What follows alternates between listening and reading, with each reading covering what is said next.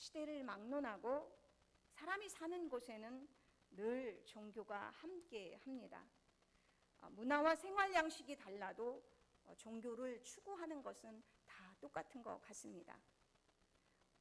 그 종교 안에서 자신의 가족의 행복을 구합니다. 그리고 우리의 건강이 또 우리가 안전하기를 구하고 비는 것입니다. 그리고 또 그 종교를 더 깊숙이 파고 내려가다 보면 내일에 대한 불확실성 때문에 종교를 가지는 사람들이 많습니다. 내일에 대한 불안함, 두려움 때문에 종교를 갖곤 합니다. 이런 것은 시대가 지나도 성경 시대도 그랬고 많은 시대마다 변하지 않는 것 같습니다. 오늘 본문은 바울의 2차 전도 여행으로 성령의 인도하심으로 이제 소아시아에서 전도하다가 그것을 마치고 이제 하나님께서 유럽으로 그 발걸음을 옮기게 하셨습니다. 오늘 본문은 아덴에서 오늘 저희가 읽은 것은 바울의 짧은 설교입니다. 아덴은 헬라 문화의 철학과 사상의 중심지입니다. 바울은 철학자들에 이끌려서 공식적으로 요즘 우리말로 하면 국회 앞에서 아레오바고의 그곳에서 변론할 기회를 얻었습니다. 복음을 전할 수 있는 기회가 바울에게 온 것입니다.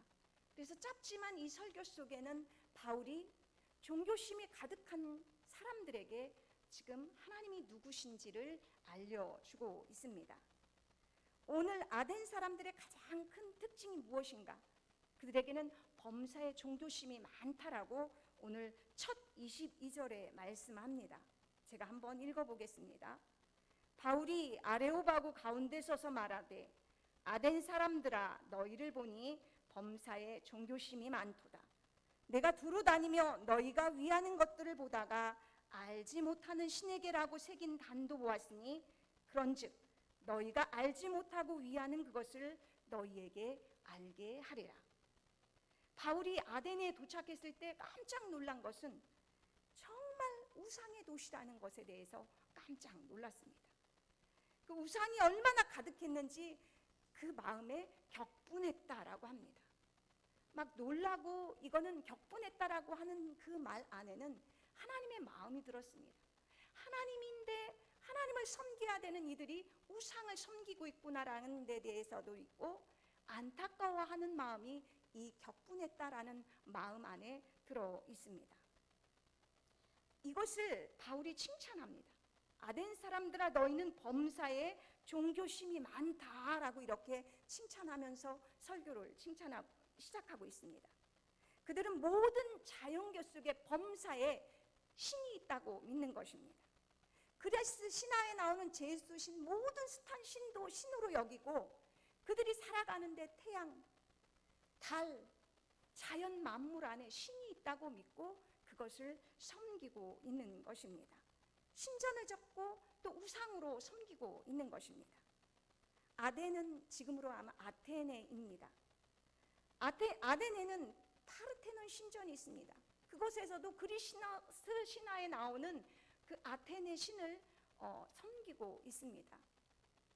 지혜와 전쟁의 신입니다. 이들이 왜 지혜와 전쟁의 신을 섬기고 있겠습니까? 가장 그들의 그 도시의 가장 꼭대기에 그 신전을 크고 우람하게 화려하게 지어놓고 그 신을 섬기는 이유는 그 도시의 안전을 전쟁으로부터 전쟁의 신, 지혜의 신으로부터 그 도시의 안녕을 빌기 때문입니다. 그래서 숭배하고 그곳에 가서 그 나라의 도시의 안녕과 함께 개인의 행복을 위해서 비는 것입니다. 심지어 그들은 알지 못하는 신에게라고 그 제단을 쌓아놓고 그곳에서 절하고 숭배했다라고 오늘 말씀하고 있습니다. 아덴 사람들은 이처럼 자연재해의 두려움과 그 도시의 전쟁으로부터의 위협으로부터 또 개인의 행복을 위해서 무수한 신을 만들어 놓고 숭배하고 섬기고 있습니다. 바울은 이 사실을 기초해서 하나님이 누구신가, 그들이 알지 못하는 신에게라고 제단을 써놨는데 그 알지 못하는 신이 누구인지를 이제 말씀하고 있습니다. 24절입니다. 우주와 그 가운데 있는 만물을 지으신 하나님께서는 천지의 주제시니 손으로 지은 전에 계시지 아니하시고 또 무엇이 부족한 것처럼 사람의 손으로 섬김을 받으시는 것이 아니니 이는 만민에게 생명과 호흡과 만물을 친히 주시는 이심이라. 하나님이 창조주십니다. 하나님이 천지 만물을 창조한 창조주십니다라는 것들을 지금 말씀하고 선언하고 있습니다. 우리가 성경 처음 1장 1절을 피면 첫 번째 뭐라고 나옵니까? 태초에 하나님이 천지를 창조하시니라. 이 천지 만물을 지은 이가 누구신가? 하나님이시다라고 이렇게 말씀하고 있습니다. 창세기 1장에 천지 만물을 지으시는 그 순서를 보면 더욱더 명확해집니다. 하나님은 천지 만물을 차례대로 지으시고 맨 마지막에 사람을 만드셨습니다. 그리고 다른 존재들에게는 복을 주시지 않았는데 그 마지막으로 만드신 사람에게만 복을 주셨습니다. 생육하고 번성하여 땅에 충만하라. 땅을 정복하라. 땅에 있는 모든 지금까지 사람 만들기 전에 지어놓은 만물의 모든 것을 다스려라 라고 이렇게 사람에게 복을 주셨습니다. 그리고 그 지으신 모든 것을 보고 심히 좋았다라고 말씀하십니다. 또한 이렇게 만들기만 하는 것이 아니라 하나님 그 만물을 만드시고 그 질서를 운행하시는 만물의 주인이십니다. 그래서 그 만민에게 그 땅에 존재하는 모든 생물과 식물, 자연계뿐만 아니라 사람들에게 호흡과 또 생명을 주시는 분이다. 오늘 바울은 그렇게 말씀하고 있습니다. 우리가 가만히 생각해 보면 하나님의 손길이 닿지 않는 곳이 없습니다. 땅, 하늘, 공기, 물, 비, 이것은 우리가 공짜로 하나님의 손길에서 만들으신 그 창조물에 지금도 내려주시는 그 손길로 사람들이 살아가고 있습니다. 이것 없으면 우리 인간은 모든 지구상에 있는 생물, 동식물들은 살아갈 수가 없습니다. 거저 값없이 은혜의 선물로 우리에게 주어진 것입니다. 그래서 모든 만물이 그렇게 해서 호흡하고 생명을 이어가고 있습니다. 하나님이 천지를 만드신 지금 그때부터 어느 순간부터 지금까지 생명과 호흡을 그렇게 우리에게 주시고 계시는 만물의 창조주시다라고 오늘 바울은 말씀하고 있습니다. 가끔 입양인들이 뿌리를 찾는 이야기를 합니다. 자기 가족에 대한 뿌리를 찾고 싶어 합니다. 그들이 먼 이국 땅에 입양되어서 문화와 그들의 정신이 외국인임에도 불구하고 이제 현지인처럼 풍족하게 살아간다 할지라도 그들 내면 깊은 곳에서는 뿌리 찾는 그 갈망이 있습니다. 그 본능이 자신도 모르게 깊숙이 어려서는 잠재되어 있다가 어른이 되면 그것이 어느 순간에 계기가 돼서 발동을 합니다. 내 부모님은 누구인가? 나는 누구를 닮았을까? 내 형제는 누구일까? 이런 뿌리 찾기를 갈망합니다. 과학이 발달한 요즘은 그들에게 정보가 부족합니다. 사진 몇 장이 전부일진데 그러나 오늘 날은 과학이 발달해서 DNA 하나로 가족을 찾았다라는 이야기를 많이 듣게 됩니다. 인간 존재의 이유, 우리는 가끔 우리 안에 어떤 DNA가 있는가? 우리가 어디서 왔는가? 우리는 어디로 가는가? 인간 근본 뿌리에 대한 질문을 사람들은 가끔 무슨 계기가 되면 하곤 합니다. 오늘 말씀합니다. 하나님으로부터 왔습니다. 그리고 궁극적으로 하나님께로 돌아갑니다. 이 육신은 흙에서 지음받았기 때문에 죽으면 흙으로 돌아갑니다. 땅으로 돌아갑니다. 그러나 우리의 영혼은 하나님으로부터 왔기 때문에 궁극적으로 우리는 하나님께로 돌아가게 될 것입니다. 우리가 이렇게 존재하는 것, 바울이 말했던 것처럼 우리가 살아가는 이유는 하나님이 존재하시기 때문에, 하나님이 우리를 존재하기 때문에, 호흡과 생명을 주시기 때문에 우리가 살아가는 것입니다. 내가 누구인가? 소생입니다. 28절에 그렇게 말하지 않습니까? 우리가 그를 힘입어 살며 기동하며 존재하느니라. 너희 시인 중 어떤 사람들의 말과 같이 우리가 그의 소생이라. 하나님의 자녀라는 것입니다. 하나님으로부터 우리가 났다라고 하는 것입니다. 우리가 하나님의 자손이고 하나님의 가족입니다. 족보는 뿌리에 대한 증거품입니다. 구약 성경에는 족보가 나옵니다. 하나님 안에서 영적인 족보가 나옵니다. 아담 이후로 하나님 안에서 살았던 영적인 족보가 중간중간에 참 많이 나옵니다. 신약 성경에도 족보가 나옵니다. 믿음의 족보, 예수 그리스도의 족보이지만 아브라함과 다윗의 자손으로 오신 그리스도의 족보는 우리의 족보이기도 합니다. 예수님께서 족보 마지막 끝에 족보에 사람들의 이름이 나옵니다. 그 이는 에노스요, 그 이는 셋이요, 그 이는 아담이요, 그 이는 하나님이십니다. 하나님으로부터 우리가 났다라고 하는 것입니다. 아담의 혈통을 통해서 우리가 하나님의 자손이고 가족이라는 말씀입니다. 예수님도 똑같은 말씀을 하셨습니다. 그리스도 예수 안에서 아버지 뜻대로 살아가는 자가 내 형제요 자매요 어머니다. 새로운 영적인 가족이라고 말씀하십니다. 하나님이 우리를 포기하지 않는 이유는 우리가 그의 소생이기 때문입니다. 하나님의 가족이기 때문에 하나님이 절대로 포기하지 않는 것입니다. 아버지는 자녀를 포기하는 법이 없습니다. 특별히 하나님 아버지는 더욱더 그러합니다. 사람에게는 변하지 않는 것 중에 하나가 미각입니다. 20년, 30년, 50년이 흘러도 미각이 맛을 잘 모르겠다 하더라도 그 미각이 참 변하지 않습니다. 우리 혈에는 미래라는 미각세포가 입안에 수만 개가 펴져 있다고 합니다. 그것으로 미각세포가 이 맛을 5가지 쓴맛, 단맛, 쓴맛, 신맛 이런 것들을 맛을 감지합니다. 그래서 이 맛 정보를 가지고 어디에다가 정보를 전달하냐면 뇌에다가 그것을 전달합니다. 그래서 뇌가 이것을 정보를 갖고 있습니다. 어렸을 때 이 맛이 참 맛있었어. 이것은 정말 싫었어. 그래서 커서도 내가 싫어했던 어렸을 때 그 정보를 갖고 있으면 커서도 그 음식은 싫어하는 것입니다. 그런데 어렸을 때 내가 이 음식을 먹고 정말 맛있게 먹었으면 그 음식을 늙어서도 기억한다고 하는 것입니다. 어떤 분이 제가 소금에 절여 있는 여름에 먹는 오이지 않습니까? 오이지 무침. 그런데 그분이 오이지 무침을 먹고 막 펑펑 우는 것을 본 적이 있습니다. 그분은 엄마가 일찍 돌아가셨습니다.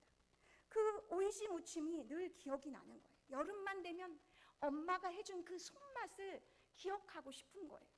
그 엄마의 손맛을 통해서 또한 엄마를 기억하고 싶은 것입니다.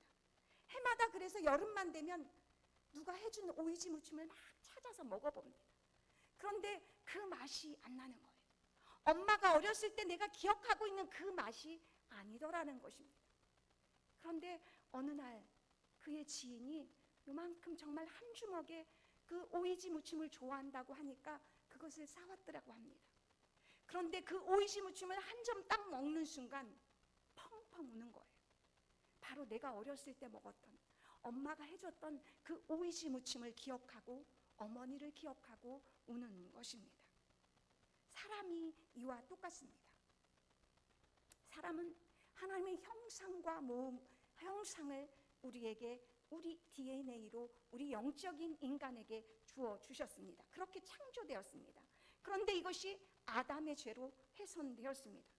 그러나 우리 영혼 안에는 그 어떤 분이 오이시 무침에 대한 기억을 갖고 있는 것처럼 희미하게 하나님의 형상이 훼손된 채로 있기는 하지만 DNA 조각이 우리 안에 흩어져 있는 것입니다. 우리 영혼 너머에 깊숙이 가라앉아 있는 것입니다. 이러한 상태 속에서 하나님의 그 이전 상태, 훼손되기 이전 상태의 하나님의 관계를 갈망합니다. 이것을 성경에서는 목마르다 이렇게 표현합니다. 이런 목마름이 있을 때, 이 갈망이 있을 때 하나님을 찾게 되는 것입니다. 그리고 이 목마름을 가지고 하나님을 모르는 채로 다른 종교를 찾아가기도 하는 것입니다. 우리 예수님을 보고 영원한 생명수 샘물이 되신다라고 이렇게 표현합니다. 그런데 목마른 인간이 생명수 되시는 예수님을 만날 때 이것이 목마름이 비로소 해결이 되는 것입니다. 그래서 숱하게 신약 성경에는 예수님을 목마른 자들이 예수님을 찾은 이야기가 많이 기록되어 있는 것입니다. 구약 성경에 이사야 55장 1절에 이렇게 말씀합니다. 오호라 너희 모든 목마른 자들아 물로 나오라. 돈 없는 자도 오라. 너희는 와서 사 먹되 돈 없이 값없이 와서 포도주와 젖을 사라. 너희가 어찌하여 양식이 아닌 것을 위하여 은을 달아주며 배부르게 못할 것을 위하여 수고하느냐. 내게 듣고 들을지어다. 그리하면 너희가 좋은 것을 먹을 것이며 너희 자신들이 기름진 것으로 즐거움을 얻으리라. 너는 귀를 기울이고 내게 나와 들으라. 이것이 누구에게 하나님이 말씀하시는 거냐? 영적인 목마름을 가진 자들에게 예수님 앞으로 하나님 앞으로 나와 말씀을 들으라고 말씀하시는 것입니다. 하나님의 형상이 훼손된 인간은 이렇게 우상 숭배에 빠지게 되어 있습니다. 이와 같이 하나님의 소생이 되었은즉 하나님을 금이나 은이나 돌에다 사람의 기술과 고안으로 새긴 것들과 같이 여길 것이 아니니라. 우리가 이스라엘 역사 속에서도 우리가 숱하게 보지 않았습니까? 이스라엘 선지서에 하나님이 이렇게 말씀하십니다. 너희가 참 어리석다. 너희가 나무로 땔감을 가지고 밥을 지어 먹기도 하면서 그 나무를 구별해서 또 그 좋은 나무가 있으면 어떻게 하는가? 장인의 손에 맡겨서 사람의 형상으로 빚게 하여 주소. 또 그 사람의 형상에다 금을 뒤씌워서 그리고 그것에게 사람들이 어떻게 합니까? 숭배하고 절하지 않습니까? 십계명에는 분명히 이렇게 말씀합니다. 십계명은 하나님을 사랑하고 사람을 어떻게 사랑하는지에 대한 이야기이기도 합니다. 그런데 십계명 첫 1경에 너는 나 외에는 다른 신들을 내게 두지 말라. 하나님을 사랑하는 방법 첫 번째가 우상을 두지 말라는 것입니다. 왜냐하면 우리는 하나님의 자녀, 하나님의 소생이기 때문입니다. 어리석은 우리를 위하여 또한 훼손된 상태로 하나님을 찾아야 되는 그들이 우상을 찾는 자들에게 이것을 이미 하시고 두 번째 계명을 말씀하셨습니다. 너를 위하여 새긴 우상을 만들지 말고 또 위로 하늘에 있는 것이나 아래로 땅에 있는 것이나 땅 아래 물속에 있는 것에 어떤 형상도 만들지 말며 그것들에게 절하지 말며 그것들을 섬기지 말라. 우상을 숭배하지 말라고 했습니다. 모든 자연계는 하나님께서 우리에게 정복하고 다스리라고 준 피조물 뿐인 것입니다. 이처럼 우상 숭배는 하나님을 떠난 자들의 바로 어리석은 모습이기도 합니다. 참 이것을 뒤집어 생각하면 사람이 참 지혜로운 것 같은데 참으로 어리석지 않습니까? 같은 나무를 가지고 땔감을 쓰기도 하면서 또한 똑같은 나무를 가지고 우상을 숭배하지 않습니까? 또한 이것은 또 한편으로는 사람이 참 연약한 존재임을 나타내는 증표이기도 합니다. 하나님은 우리의 이러한 약한 모습을 아셨는지 인간에게 인간 삶 속에 일조의 경고의 장치를 장착하셨습니다. 26절, 27절입니다. 인류의 모든 족속을 한 혈통으로 만드사 온 땅에 살게 하시고 그들의 연대를 정하시며 거주의 경계를 함정하셨으니 이는 사람으로 혹 하나님을 더듬어 찾아 발견하게 하려 하심이로되 그는 우리 각 사람에게서 멀리 계시지 아니하도다. 인류의 모든 족속을 한 혈통으로 아담과 노아를 통해 온 인류가 출발했음을 말씀하고 있습니다. 그 온 인류에게 하나님은 명하셨어요. 번성하라, 충만하라, 땅에 퍼져가라고 하셨습니다. 이렇게 온 땅에 살게 하시고 하나님께서 그런데 제한을 두셨습니다. 연대를 정하셨습니다. 사람의 수명을 120수 이렇게 제한하셨다는 것입니다. 또 거주의 경계를 정해 놓아주셨다는 것입니다. 거주의 경계는 있지만 그 안에서 우리가 얼마든지 자유롭게 살 수가 있습니다. 인간은 하나님이 정해놓은 그 경계 안에서 그 경계선만 넘지 않으면 보편적인 하나님의 복을 누리면서 행복을 누릴 수가 있습니다. 도로의 노란 중앙선은 도로의 진행 방향을 나누는 차선입니다. 이것을 넘으면 안 됩니다. 중앙선은 경계선입니다. 이것을 넘으면 정면 충돌로 정말 대형 사고로 이어집니다. 때로는 이 사고로 인해서 목숨을 잃기도 합니다. 하나님께서 정해놓은 이 선이 바로 그와 같습니다. 경계선. 사람과 자연계 사이에 있어야 할 경계선이 있습니다. 그런데 인간들이 igno를 합니다. 인간의 욕심으로 마구마구 훼손했습니다. 그래서 우리에게 지금 되돌아오는 것이 무엇입니까? 바이러스들. 역으로 인간 세계를 침공하고 있지 않습니까? 공격하지 않습니까? 가뭄과 홍수, 이러한 것들은 자연재해들, 자연스럽게 일어나는 것들이 아니라 인간이 낭비하고 훼손하고 보호하지 않은 그 대가를 지금 우리가 치르고 있습니다. 사람과 사람 사이에도 경계가 있습니다. 그것을 우리 성경에서는 율법으로 주셨고 십계명으로 주셨습니다. 부모님을 공경해라.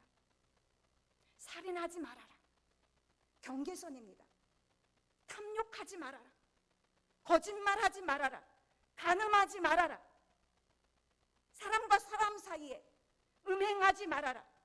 가족끼리 음행하지 말아라. 이 경계선이 흐물어지지 않습니까? 그래서 그 죄악을 우리가 경험하고 있지 않습니까? 하나님과 인간 사이에 경계선이 있습니다. 보이지 않는 경계선이 있습니다. 하나님은 창조주이십니다. 우리 인간은 피조물입니다. 그런데 이 피조물된 인간이 하나님을 경외하고 영화롭게 해야 되는데 어떻게 했습니까? 아담이 지혜롭고 하나님같이 되고 싶은 마음에 선악과를 따먹고 하나님을 반역했습니다. 이것이 인간 피조물이 하나님을 향해서 반역한 것, 경계선을 넘은 것, 이것이 죄인 것입니다.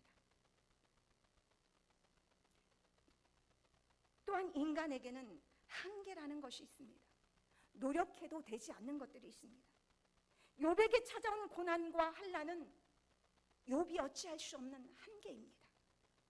갑자기 나에게 찾아오는 질병은 내가 어떻게 해볼 도리가 없습니다. 암이 나에게 찾아온다면 그것을 내가 뚫고 지나갈 뿐, 받아들여야 될 뿐, 그것은 내가 어찌 해볼 수 있는 한계인 것입니다. 홍수, 가뭄, 지진, 태풍으로 무수한 사람들이 죽지 않습니까?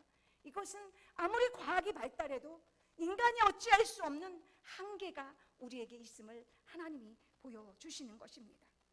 왜 이런 한계와 경계선을 우리에게 주었습니까? 27절 그렇게 말씀합니다. 이는 사람으로 꼭 하나님을 더듬어 찾아 발견하게 하려 하심이로되 그는 우리 각 사람에게서 멀리 계시지 아니하도다. 장님이 손으로 더듬더듬거리면서 찾아내는 것처럼 하나님을 그렇게 더듬어 찾도록 하기 위해서 이렇게 우리에게 경계를 주시고 한계를 주셨다라고 말씀을 하고 있습니다. 하나님은 자신을 자연 만물 속에 계시하셨습니다. 희미한 빛 속에 하나님이 하나님 되심을, 그 경이로움 속에 우리가 두려움을 갖고 하나님이 계시다라는 것을 깨닫는 그 빛을 희미하게나마 만물 속에 계시해 놓으셨습니다. 그러나 그 경이로움과 두려움을 인간은 섬김의 대상으로 만들어 놓았습니다. 인간에게 경계와 한계를 정하게 놓아주셨는데 하나님은 그 경계와 한계 속에서 두려워하면서 우상에게 달려가는 존재로 바뀌었습니다. 죄가 가로막혀서 우리가 하나님을 하나님으로 제대로 보지 못하고 듣지 못하기 때문인 것입니다. 구약의 이스라엘 역사 속에서 그는 숱하게 보지 않았습니까? 이스라엘의 역사가 얼마나 위태로웠던 적이 많았습니까? 선지자를 통해서 하나님을 의지하라고 그토록 얘기했지만 그들은 사람을 찾아가고 우상을 의지하고 군대를 찾아가고 강한 군사력을 의지하지 않았습니까? 우리가 잘 알고 있는 모세가 시내산에 올라갔을 때, 하나님의 부르심을 받았을 때 이스라엘 백성들은 기다리지 못했습니다. 40일을 기다리지 못하고 하나님 우상을 만들어 놓고 송아지 형상을 만들어 놓고 그 밑에서, 시내산 밑에서 그들은 춤추며 하나님을 기다리지 못하고 그들은 우상 숭배에 빠졌습니다. 하나님을 기다리지 못하는 것입니다. 하나님께 기도해놓고 하나님 이렇게 도와주세요라고 하나님을 찾아갔음에도 불구하고 우리의 조급증 때문에 하나님이 일하실 기회를 주지 않는 것입니다. 로마서 1장 20절입니다. 창세로부터 그의 보이지 않는 것들 곧 그의 영원하신 능력과 신성이 그 만드신 만물에 분명히 보여 알게 되나니 그러므로 저희가 핑계치 못할지니라. 우리가 훗날 하나님 앞에 섰을 때 우리가 하나님 몰랐습니다, 이런 죄를 몰랐습니다, 하나님 몰랐습니다, 이렇게 핑계치 못한다고 합니다. 왜냐하면 자연 만물에 하나님을 알 수 있는 신성과 능력을 부어주셨기 때문입니다. 나는 하나님 듣지 못했습니다, 그렇게 말하지 못한다는 것입니다. 왜냐하면 우리와 한계와 경계선을 놓고 그리고 우리 한계를 통해서 하나님을 찾도록 그렇게 우리의 본성 안에 그런 DNA가 있다라고 하는 것입니다. 우리에게 지금 한계 상황이 있다라고 하는 것은 지금 하나님 앞으로 얼른 돌아오라, 하나님께로 돌아와 하나님께 울부짖고 하나님을 찾으라고 하는 하나님의 사인인 것입니다. 30절입니다. 알지 못하던 시대에는 하나님이 간과하셨거니와 이제는 어디든지 사람에게 다 명하사 회개하라 하셨으니 이는 정하신 사람으로 하여금 천하를 공의로 심판할 날을 작정하시고 이에 그를 죽은 자 가운데서 다시 살리신 것으로 모든 사람에게 믿을 만한 증거를 주셨음이니라. 하나님은 이렇게 만물에게 사람의 인생 가운데도 하나님을 알 수 있게 했지만 사람들은 그것을 하나님 앞으로 돌아오는데 사용하지 않는 것을 보시고 마지막 말씀을 보내주셨습니다. 하나님께서 세상의 마지막 말씀으로 하나님께서 정하신 한 사람이 있다라고 하는 것입니다. 하나님께서 심판을 작정하시고 그 심판을 하나님께서 정하신 그 사람에게 예수 그리스도에게 맡기셨다라고 하는 것입니다. 그 예수 그리스도가 그 하나님이 정하신 사람이라는 걸 어떻게 알 수 있는가? 오늘 그렇게 말씀합니다. 그를 죽은 자 가운데서 다시 살리신 것으로 모든 사람에게 믿을 만한 증거를 주셨느니라. 십자가 사건이 그 증거라는 것입니다. 우리 죄를 위해서 십자가에서 죽으시고 사흘 만에 부활하신 그분이 하나님의 정하신 심판주라는 그 사실이라고 오늘 바울이 이 말씀을 결론으로 맺을 수 있습니다. 하나님께서 유일하게 하나님의 돌아오라는 사인으로 믿음의 표로 믿음의 증거로 예수님의 십자가와 부활을 통해서 이 땅에 하나님께서 마지막 말씀으로 선지자에게 그토록 보냈던 말씀에 이제 마지막 말씀, 더 이상 말씀은 없습니다. 더 이상 새로운 것은 없습니다. 이것을 믿지 않으면 심판이라고 오늘 말씀하고 있는 것입니다. 그런데 바울의 설교를 듣고 아덴에 그 모여있는 많은 사람들, 많은 철학자들이 다 돌아섰습니다. 오히려 바울의 이 말씀을 조롱했습니다. 이 아덴의 철학자들이 누구인가? 모든 아덴 사람과 거기서 나그네 된 외국인들이 가장 새로운 것을 말하고 듣는 것 외에는 달리 시간을 쓰지 않음이더라. 아덴 사람들은 지금으로 말하면 석자들, 엘리트들입니다. 그들은 새로운 지식이 얼마나 경쟁적이었는지 새로운 지식이 왜 말하고 듣는 것 외에는 달리 시간은 틈을 주지 않았다라고 합니다. 이들은 가장 새로운 지식을 발견해내고 그 지식을 다른 사람 앞에 내세워 발표하고 그것의 우월성을 가지고 자신의 명예를 세우는 것이 그들의 최우선 삶의 목표인 사람입니다. 이 목표가 그들을 진리에게서 더욱더 멀어지게 한 것입니다. 눈을 보지 못하게 하고 길을 막아버린 것입니다. 가장 새로운 것에 대한 욕구, 이게 무엇인가? 이것이 하나님 말하는 탐욕, 우상숭배의 또 다른 모습인 것입니다. 우리는 복음 안에서 새로운 것을 찾고자 한다면 가장 어리석은 것입니다. 세상이 아무리 변화도, 세상의 지식이 아무리 뛰어나도, 과학이 발달해도 복음 외에, 예수 그리스도의 십자가의 죽음과 부활 외에 더 이상 새로운 말씀은 없습니다. 이 진리는 예수 그리스도와 그가 하신 일이 전부이고 마지막 말씀인 것입니다. 하나님은 우리 각 사람에게 멀리 있지 않습니다. 우리에게 맹인이 간절히 더듬어 찾는 것처럼 나에게 과연 지금 나에게 하나님을 찾고 찾는 이 간절함이 있는가 하는 것입니다. 자연 만물에도 계시고 우리 인생의 구비구비 속에 하나님은 경계와 한계를 정하시고 계속 하나님은 우리를 부르십니다. 하나님의 DNA를 집어넣으셔서 하나님을 갈망하게 하시고 참 생명수 되시는 하나님 앞에 나오게 했지만 우리는 나오지 않았습니다. 그래서 마지막 말씀으로 예수 그리스도를 보시고 그분을 믿는 자마다, 십자가의 그 부활하심을 믿는 자마다 하나님은 그 심판을 넘어가게 하셨습니다. 하나님은 지금도 맹인이 더듬어 찾는 것처럼 갈급함으로 찾는 자에게 찾아가 주십니다. 임재해 주십니다. 그리고 하나님은 그렇게 갈급한 자를 지금도 찾고 계십니다. 내가 거기서 내 하나님 여호와를 찾게 되리니 만일 마음을 다하고 뜻을 다하여 그를 찾으면 만나리라. 내가 거기서 여러분 갈급한 마음으로 지금 몸 심신이 아프십니까? 고난이 있습니까? 어려움이 있습니까? 문제가 있습니까? 그 자리 거기서 내 하나님 여호와를 찾게 되리니 만일 내 안에 DNA가 하나님의 형상에 훼손된 채로 있지만 희미하게나마 하나님의 부르심에 응답하여 하나님을 찾게 되리니 그때 마음을 다하고 뜻을 다하고 그를 찾으면 만나게 되리라. 예레미야, 이사야 선지자 또 예레미야가 이렇게 말씀합니다. 너희가 온 마음으로 나를 구하면 나를 찾을 것이요 나를 만나리라. 온 마음으로 간절함으로 생명수 되시는 그분을 향해서 내 갈급함이 있다라고 한다면 찾게 된다라고 오늘 말씀하고 있습니다. 예수님이 여리고를 지나가게 되었습니다. 그런데 여리고에 한 맹인이 있었습니다. 그는 태어날 때부터 맹인입니다. 한 번도 빛을 보지 못한, 한 번도 자기 부모님을 보지 못한, 이 광명의 세계를 보지 못한 맹인이 있었습니다. 그런데 맹인이 어느 날 예수님에 대한 소문을 들었습니다. 그 소문을 듣고 맹인은 내가 예수님을 만나면 살 수 있을 텐데, 내가 예수님을 만나면 내 눈을 뜰 수 있을 텐데, 이 간절함이 어느 순간 그 안에서 꿈틀꿈틀하기 시작했습니다.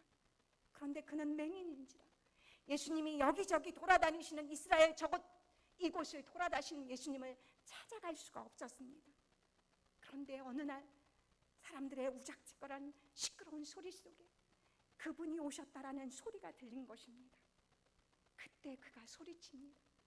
다윗의 자손 예수여, 나를 불쌍히 여겨주소서. 다윗의 자손 예수여, 나를 불쌍히 여겨주소서. 제자들이 말렸습니다. 꾸짖었습니다. 시끄러워, 조용히 해. 그러나 맹인은 더욱 크게 소리 질렀습니다. 자기에게 찾아온 그의 그 기회를 놓칠 수가 그는 없는 것입니다. 더욱 크게 소리 질러서 다윗의 자손 예수여, 나를 불쌍히 여겨주소서. 예수님은 그를 외면하지 않습니다.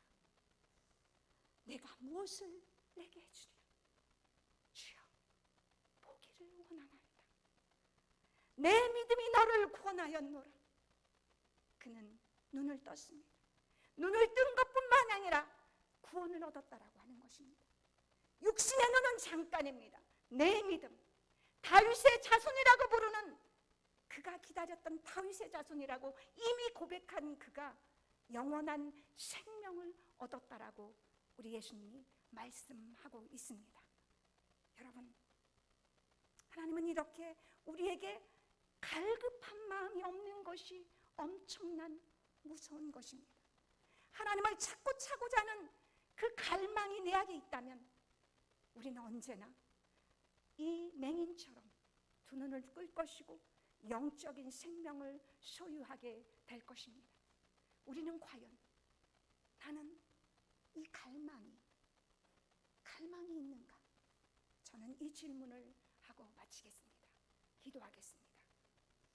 하나님 아버지, 이 만물 자연 속에 하나님은 하나님을 아는 희미한 빛을 계시하셨습니다. 또한 우리의 인생 가운데, 내 삶 가운데, 고난 가운데, 한계 가운데, 경계 가운데 내가 죄를 지을 때 그 순간에도 하나님은 하나님을 찾도록 하나님 그 사인을 주셨습니다. 또한 마지막 말씀으로 이제 예수 그리스도를 보내셔서 하나님 우리를 부르시고 계십니다. 하나님, 내 안에 하나님을 찾는 그 DNA를 다시금 회복시켜 주셔서 하나님의 형상을 회복할 수 있는 그 기회를 허락하여 주시고 하나님을 찾고자 하는 그 간절한 마음을 우리에게 허락하여 주셔서 하나님 만나 주시옵소서. 그래서 내 믿음이 너를 구원하였노라 이렇게 고백했던, 그렇게 선포했던 것처럼 우리의 삶 안에 이러한 은혜가 넘치도록 성령님 우리와 동행하여 주시옵소서. 감사를 드리며 예수 그리스도의 이름으로 기도하옵나이다. 아멘. 오늘 행복한